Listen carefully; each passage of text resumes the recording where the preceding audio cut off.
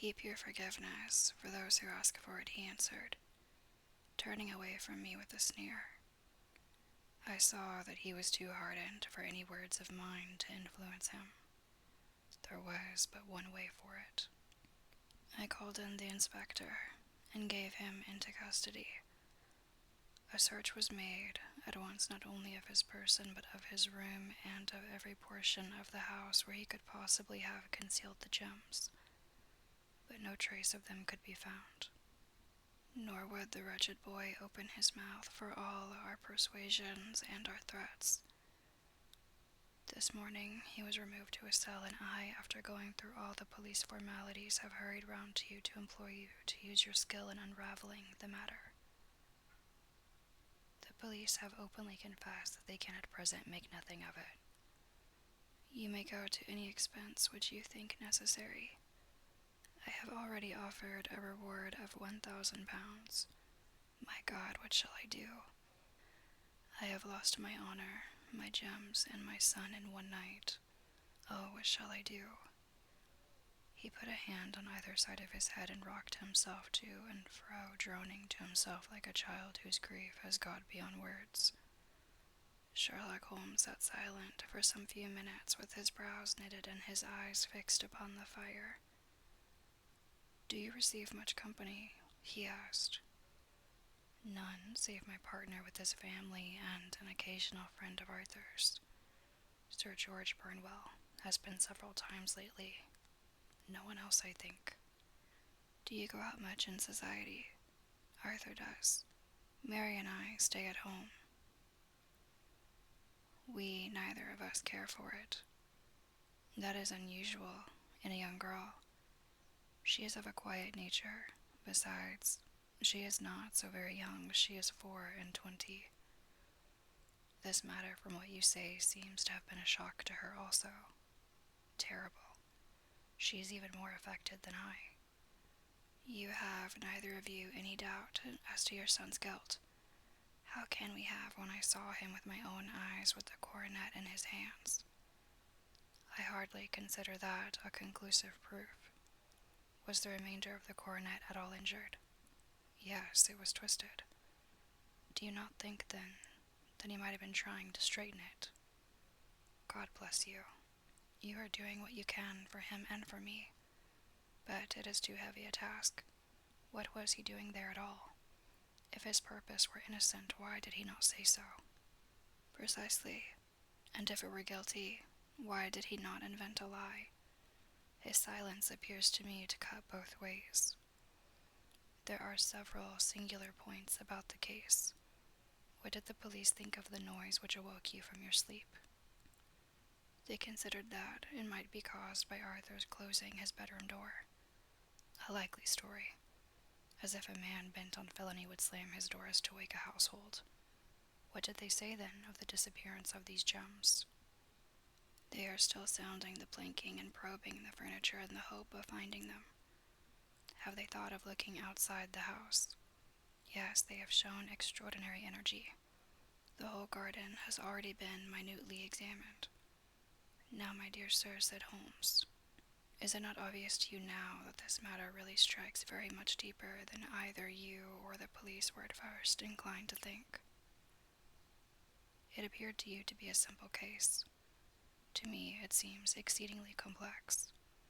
Consider what is involved by your theory. You suppose that your son came down from his bed, went at great risk to your dressing room, opened your drawing room, took out your coronet, broke off by main force a small portion of it, went off to some other place, concealed 3 gems out of 39, with such skill that nobody can find them, and then returned with the other 36 into the room in which he exposed himself to the greatest danger of being discovered. I ask you now, is such a theory tenable?" "But what other is there?" cried the banker with a gesture of despair. "If his motives were innocent, why does he not explain them?"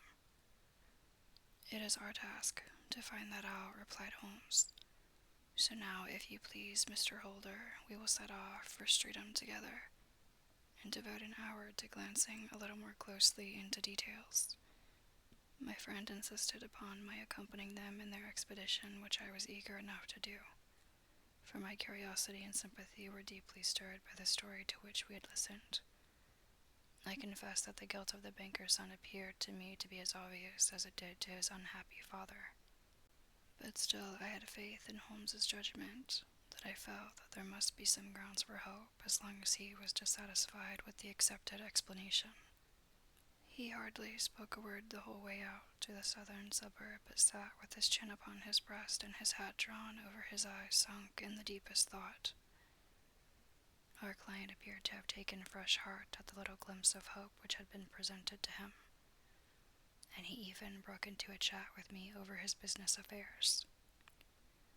A short railway journey and a shorter walk brought us to Fairbank, the modest residence of the great financier. Fairbank was a good-sized square house of white stone standing back a little from the road. A double-carriage sweep with a snow-clad lawn stretched down in front of two large iron gates which closed the entrance. On the right side was a small wooden thicket, which led into a narrow path between two neat hedges stretching from the road to the kitchen door, and forming the tradesman's entrance. On the left ran a lane which led to the stables and was not itself within the grounds at all, being a public though little used thoroughfare. Holmes left us standing at the door and walked slowly all round the house, across the front, down the tradesman path, and so round by the garden behind, into the stable lane. So long was he that Mr. Holder and I went into the dining room and waited by the fire until he should return. We were sitting there in silence when the door opened and a young lady came in. She was rather above the middle height, slim, with dark hair and eyes which seemed the darker against the absolute pallor of her skin. I do not think that I have ever seen such deadly paleness in a woman's face. Her lips, too, were bloodless, but her eyes were flushed with crying.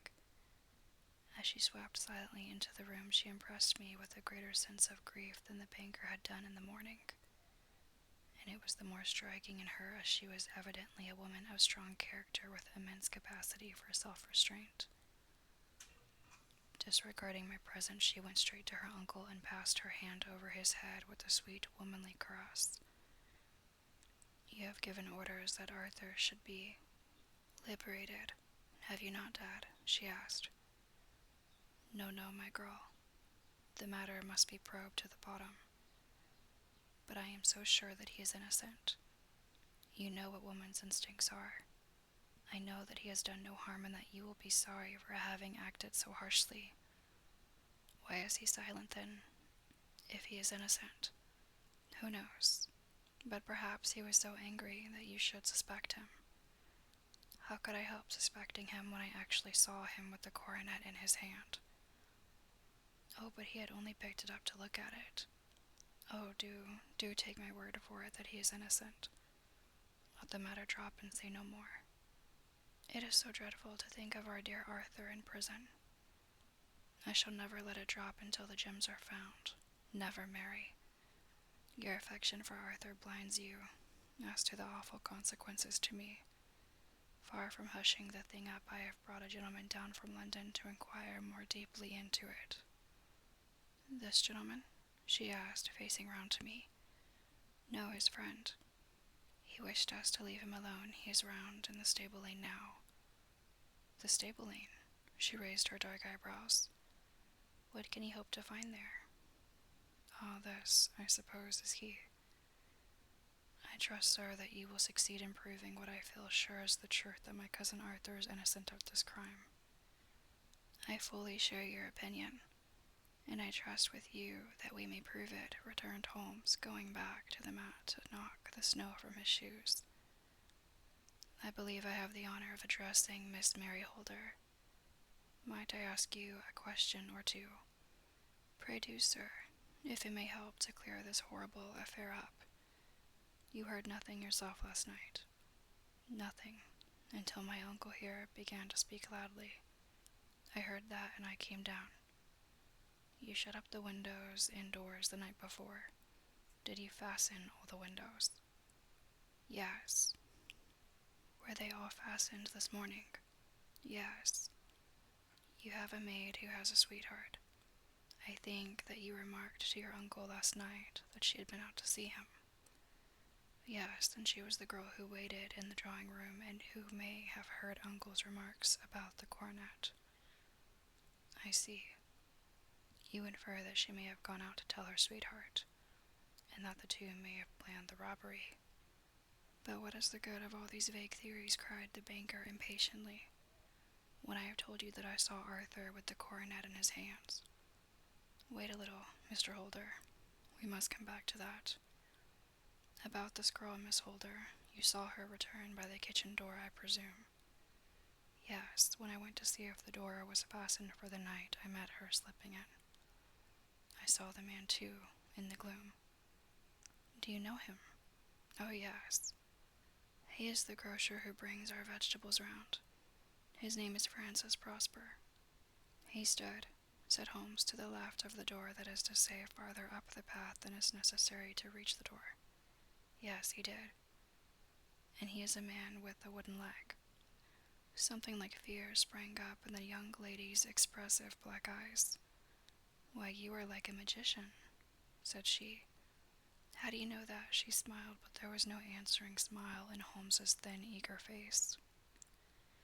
I should be very glad now to go upstairs, said he. I shall probably wish to go over the outside of the house again. Perhaps I'd better take a look at the lower windows before I go up. He walked swiftly round from one to the other, pausing only at the large one which looked from the hall onto the stable lane. This he opened and made a very careful examination of the sill with his powerful magnifying lens. Now we shall go upstairs, said he at last.